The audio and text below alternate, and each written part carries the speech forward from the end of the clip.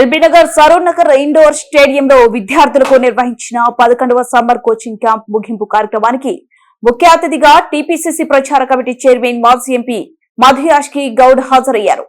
ఈ సందర్భంగా మాట్లాడుతూ ఈసారి 11వ సమ్మర్ కోచింగ్ క్యాంప్ 25,000 మంది విద్యార్థులచే నిర్వహించబడిందని, అయితే ఎల్బీనగర్ సరూర్ నగర్ ఇండోర్ స్టేడియం దాదాపు 2,000 మంది అత్యధికంగా విద్యార్థులు పాల్గొన్నారు.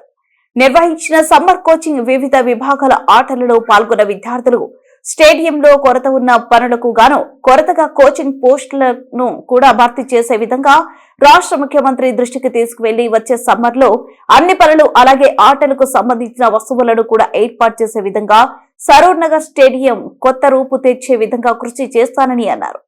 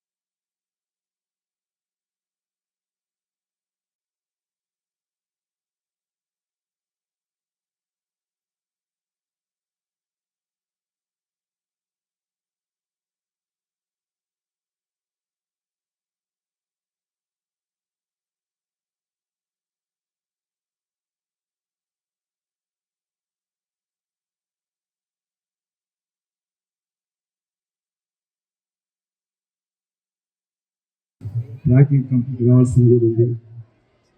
కొత్త కిట్స్ కూడా పాత కిట్స్ అని ఇచ్చారా? ఇంకా మీరు ఇంకా డిస్ట్రిబ్యూట్ చేయండి, ఉన్న వాటి చేయండి. ఇంకా మీరు నెక్స్ట్ సమ్మర్ క్యాంప్ లోపల ఈ సరూర్ నగర్ స్టేడియాన్ని మిగతా అన్ని స్టేడియాల కన్నా ఎక్కువ ధీటుగా తీర్చిదిద్దడంలో కృషి చేస్తానని చెప్తూ ఇక్కడికి వచ్చిన పేరెంట్స్కి కలరింగ్ కూడా చేయాల్సి తోటి దీన్ని మొత్తం సబ్గా ప్లాన్ ఇవ్వండి. టోటల్ ఎస్టిమేషన్ ఇస్తే renovation will go to CM దగ్గరికి వెళ్ళి will try to get more funds. And MP rods ఉంటాయి, ఎమ్మెల్యే ఫండ్స్ ఉంటాయి. ఈ ఎంపీ రాడ్స్ తోటి కూడా చేస్తాం. కలెక్టర్ తోటి మాట్లాడి మీకు జిమ్ ఎక్విప్మెంట్ మీరు చెప్తే మీరు అది చెప్పండి, నేను కూడా మాట్లాడతాను కలెక్టర్ గారితో. జిమ్ ఎక్విప్మెంట్ కొత్త కూడా కొన్ని ప్రైవేట్ కంపెనీతో మాట్లాడి వాళ్ళ స్పాన్సర్షిప్ చెప్తే మరొకసారి స్పోర్ట్స్ ఏ స్పోర్ట్స్ కూడా ఎదగదు. ప్రపంచం అంతటి కూడా కోచ్ ఉండాలి. మీరు క్రికెట్ చూసినా కూడా ఎక్కడ చూస్తే కూడా స్పోర్ట్స్ అథారిటీ ఆధ్వర్యాన డైరెక్టర్ వెంకటేశ్వరరావు గారు, కోచెస్ టీము రాజశేఖర రెడ్డి గారు, వినోద్ గారు, మిగతా కోచ్లు అంతా కూడా కలిసి ఈసారి 11th సమ్మర్ క్యాంప్ అనేది చరిత్రలో మొదటిసారిగా 25,000 మంది పైన విద్యార్థులు పాల్గొనడం. అందులో ముఖ్యంగా సరూర్ నగర్ స్టేడియంలో highest in the state over 2,000 students, వాళ్ళు, చిన్నపిల్లలు, పాపలు పార్టిసిపేట్ అవ్వడం. డిఫరెంట్ ఫీల్డ్స్లలో cricket, volleyball, skating, badminton, tennis, kabaddi, so అన్ని డిసిప్లిన్స్లో ఇంక్లూడింగ్ బాక్సింగ్ కూడా నేర్పించడం జరిగింది.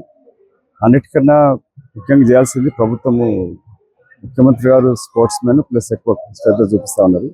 గత బడ్జెట్ 400 కోట్ల పైన అన్నారు. అది తొందరగా రిలీజ్ అయ్యి కోచెస్ ఏమో రిటైర్ అయిన వాళ్ళు వెళ్ళిపోతూ ఉన్నారు. కొత్తగా కోచెస్ రిక్రూట్మెంట్ జరగట్లే, టెంపరీ రిక్రూట్మెంట్ ఉంది. ఎనీ డిసిప్లిన్ స్పోర్ట్స్ ఎదగాలన్నా, బెస్ట్ స్పోర్ట్స్ తయారు చేయాలంటే కూడా మనకు కోచెస్ అవసరం. కోచెస్ కొరత చాలాగా ఉంది. దీన్ని ముఖ్యమంత్రి దృష్టికి తీసుకెళ్ళి స్పోర్ట్స్ అథారిటీ చైర్మన్ మిత్రుడు శివసేన రెడ్డి ఉన్నాడు, మళ్ళీ అడ్వైజరు జితేందర్ రెడ్డి గారు కూడా, ఆయన ఒలింపిక్ అసోసియేషన్ అధ్యక్షుడు కూడా, దీన్ని స్వతహాగా నా యొక్క బాధ్యత ఇక్కడ ఎల్బీ నగర్ నుంచి హైయెస్ట్గా పార్టిసిపేట్ అవ్వడం జరిగింది. నేను సంబంధిత అధికారులతో కూడా మాట్లాడి ఎక్కువ ఫండ్స్ తీసుకొచ్చి సరూనగర్ స్టేడియం ఫ్లోరింగ్ చేయించేది ఉంది, కలరింగ్, బయట మిగతా డిసిప్లిన్స్ కూడా జిమ్నాస్టిక్ మీరు చూస్తుంటే వందల మంది పిల్లలు ఇక్కడ పాల్గొంటూ ఉన్నారు. వాళ్ళకు ఫ్లోర్ మ్యాట్స్ కూడా లేకుండా ఉన్నాయి. చాలా చేయాల్సింది ఉంది. మనకి స్పోర్ట్స్ యూనివర్సిటీ చేయాలంటే కోచెస్ కూడా అవసరం కాబట్టి ముఖ్యమంత్రి తీసుకెళ్ళి కొత్తగా రిటైర్ అవుతున్న స్థానంలో కొత్త కోచెస్ నియమించాలి. వాళ్ళకున్న టీఏ ఇబ్బందులు ఉన్నాయి, అవి కూడా తీర్చాల్సిన అవసరం ఉంది. నేను ఎక్స్ఎంపీ ఇక్కడ కాంటెస్ట్ కాకుండా కోచెస్ వాళ్ళకి ఒక అడ్వైజర్ కూడా ఉన్నాను. సో వాళ్ళ సమస్యను కూడా తీసుకెళ్ళి ప్రభుత్వం చేయాల్సిన అవసరం ఉంది.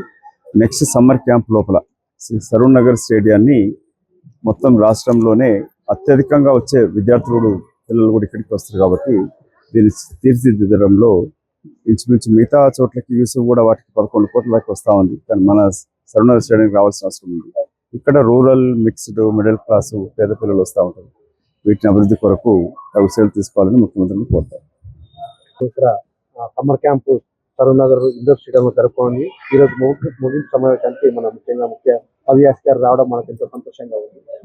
సారు మాకు అన్నట్టుగా ప్రత్యేక దృష్టితో కూడా మా సరూన్ నగర్ స్టేడియాన్ని విధంగా దీనికి మా రెన్యువేషన్ కోసం ఎప్పుడో 22 years బ్యాక్ మార్క్ కట్టిన స్టేడియం, తర్వాత ఇప్పుడు కూడా దాన్ని బడ్జెట్ పెట్టడం జరిగింది. ఈసారి కనుక మనం రెన్యువేషన్ కనుక చేసేది ఉంటే గత మళ్ళీ ఒక 20 సంవత్సరాలు దీనికి ఉంటుంది. అదేవిధంగా ప్లే ఫీల్డ్స్, అవుట్డోర్ స్టేడియం ఎక్కడ లేదు, గ్రౌండ్ మంచి 400 మీటర్ ట్రాక్ ఉన్నది. దాన్ని కూడా సింథటిక్ మరియు పెవిలియన్ బిల్డింగ్ వచ్చేందుకు సార్ కూడా కృషి చేస్తా అన్నారు.